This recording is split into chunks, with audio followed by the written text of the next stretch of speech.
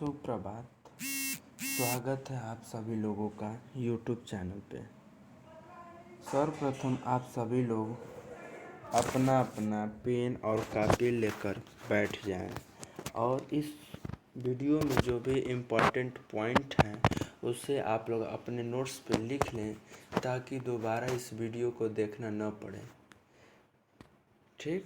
और हम बात करेंगे, पिछली वीडियो में हमने चर्चा किया था कि हिंदी से संबंधित किस तरह के प्रश्न आते हैं और आपको क्या क्या तैयारी करने की ज़रूरत है, और हमने उसका इंट्रोडक्शन कराया था। और हिंदी का परिचय पार्ट 2 में भी हम थोड़ा सा हिंदी के बारे में जानकारी शेयर करेंगे और आप लोग कुछ इम्पॉर्टेंट बिंदु को अपनी कॉपी पर नोट करें।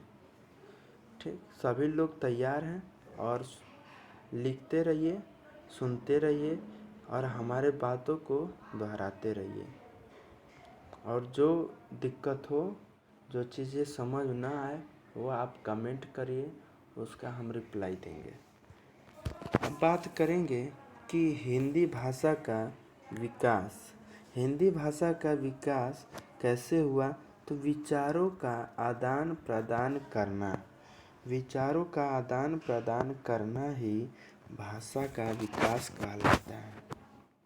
अगले सीक्वेंस में चलेंगे कि हिंदी का क्रमागत विकास बताइए। मतलब इसका जो क्रमागत विकास है हिंदी का, वह क्या है। तो हिंदी का क्रमागत विकास जो है कि पहले वैदिक आया, वैदिक के बाद संस्कृत, संस्कृत के बाद पाली, पाली के बाद प्राकृत, अपभ्रंश, अवहट्ट, प्राचीन, प्राचीन के बाद मध्यकालीन, मध्यकालीन के बाद आधुनिक हिंदी। हमने पिछली क्लास में आप लोगों को बताया था कि सभी भाषाओं की जननी संस्कृत होती है। तो इसमें क्या है कि आपको अगर पूछे कि हमारी जो हिंदी है किस भाषा से है, तो आप लोग लिखेंगे कि सर, या आप लोग बताएंगे सर ये जो संस्कृत से उत्पन्न हुई है, जो हमारी हिंदी है संस्कृत का अंग है। और बात करेंगे कि जो प्राचीन हिंदी और मध्यकालीन हिंदी और आधुनिक हिंदी में क्या अंतर है। तो इससे जानने के पहले हम क्या करेंगे, इसको जानने से पहले हम बात करेंगे कि प्राचीन हिंदी कब आई।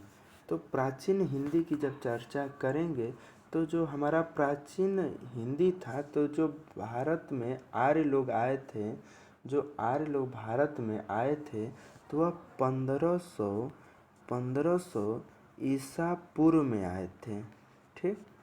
तो जो आर्य लोग थे तो 1500 ईसा पूर्व में आए। तो जब वो आए तभी से हमारा प्राचीन आर्य जो हमारा है, प्राचीन आर्य भाषा का प्राचीन आर्य भाषा का प्रयोग होने लगा, जो 1500 ईसा पूर्व से लेकर 500 ईसा पूर्व तक रहा। उसके बाद आया मध्यकालीन आर्य भाषा। तो मध्यकालीन आर्य भाषा में आपका हो गया कि 500 ईसा पूर्व से लेकर 1000 ईसा पूर्व तक। तो मतलब कि जो प्राचीन भाषा था वो 1500 से 500 तक था, और जो मध्यकालीन भाषा है, मध्यकालीन आर्य भाषा, यह 500 से लेकर 1000 ईसा पूर्व तक है। उसके बाद आता है आधुनिक हिंदी। तो हमारा जो आधुनिक हिंदी है, तो इसकी शुरुआत 1000 ईस्वी से लेकर 1000 ईस्वी से लेकर ईसा पूर्व से लेकर अब तक,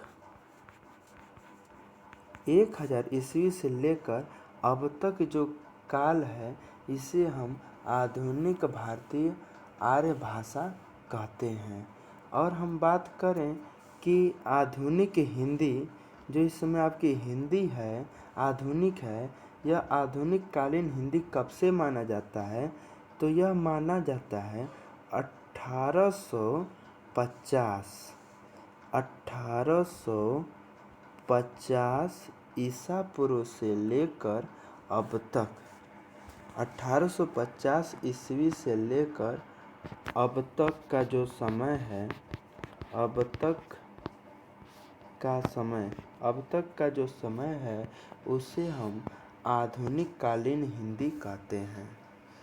और इस वीडियो के अगले क्रम में देखेंगे कि 14 सितंबर 1949 में हिंदी को राजभाषा स्वीकृत किया गया।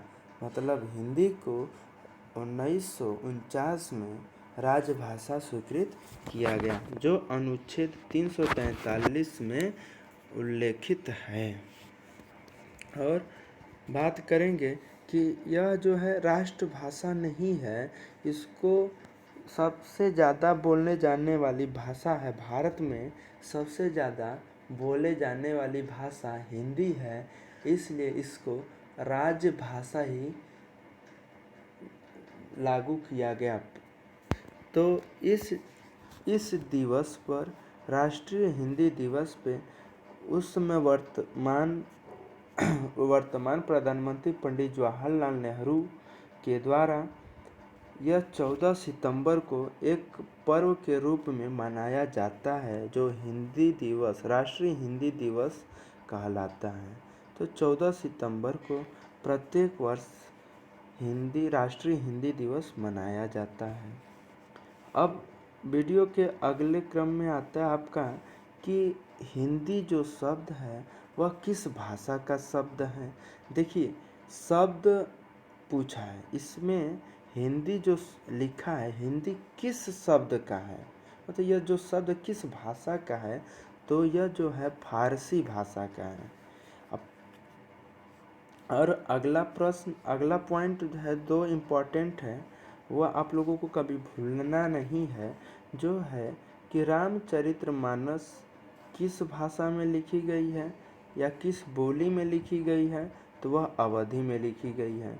और विनय पत्रिका किस बोली में लिखी गई है, तो ब्रज भाषा में लिखी गई है।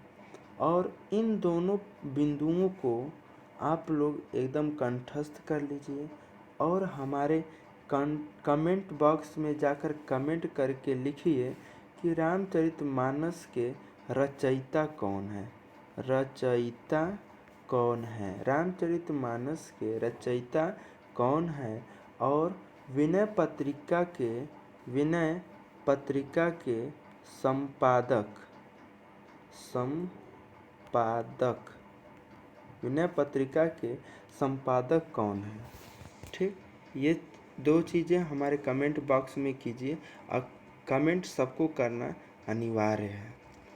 और हम बात करेंगे कि बोली क्या कहलाती है।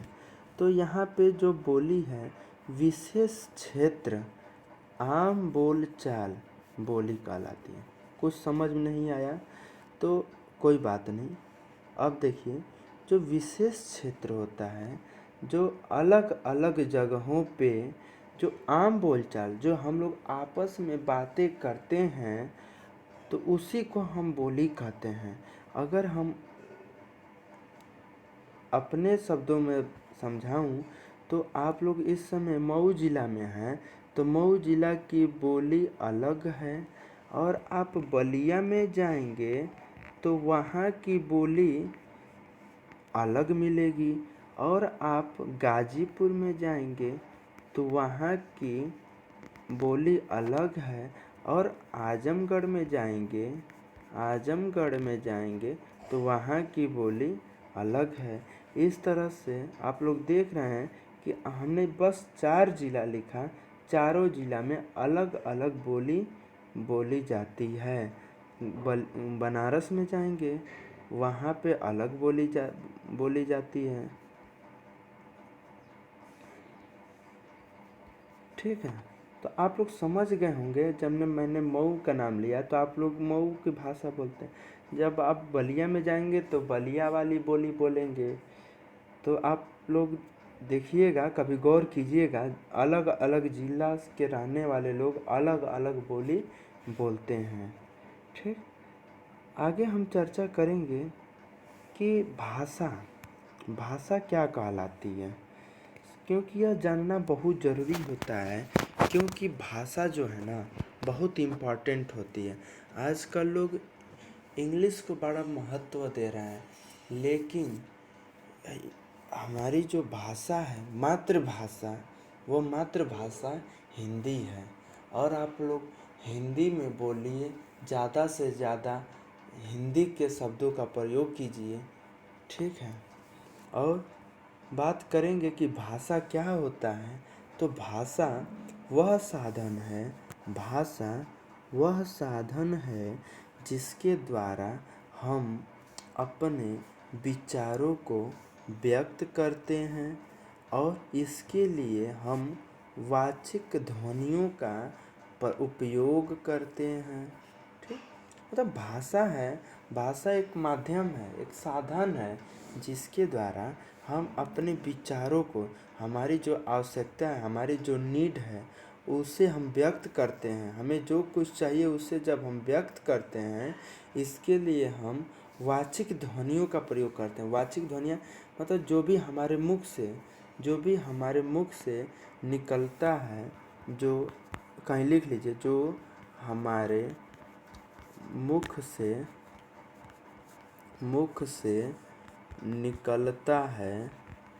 निकलता है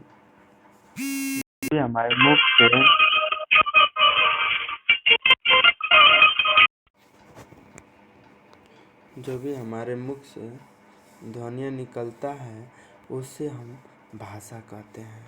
और भाषा मुख्यतः 3 प्रकार की होती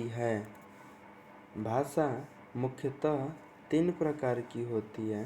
पहला है मौखिक भाषा, दूसरा लिखित भाषा, तीसरा सांकेतिक भाषा। ठीक, हम चर्चा करेंगे मौखिक भाषा क्या होती है। तो मौखिक भाषा में हम देखेंगे कि जो मौखिक भाषा है, अपने भावों और विचारों को बोलकर जब हम व्यक्त करते हैं, उसे हम मौखिक भाषा कहते हैं। अगला है लिखित भाषा। लिखित भाषा में क्या है कि जब हम अपने भावों और विचारों को लिख कर व्यक्त करते हैं, उसे हम लिखित भाषा कहते हैं। नेक्स्ट है हमारा सांकेतिक भाषा। सांकेतिक भाषा में हम अपने भावों विचारों को इशारों के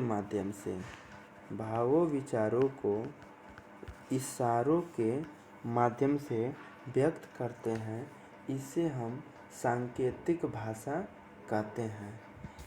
ठीक है, आज का यह वीडियो समाप्त होता है। अगला वीडियो आप लोगों का संधि से संबंधित आएगा। तो संधि पढ़ाने से पहले आप सभी लोग पहले वर्णमाला का वीडियो कराएंगे। उसमें पहले हम वर्णमाला के बारे में जानेंगे, ताकि आपको संधि पढ़ने में कठिनाई न हो। ठीक है, थैंक यू गाइस।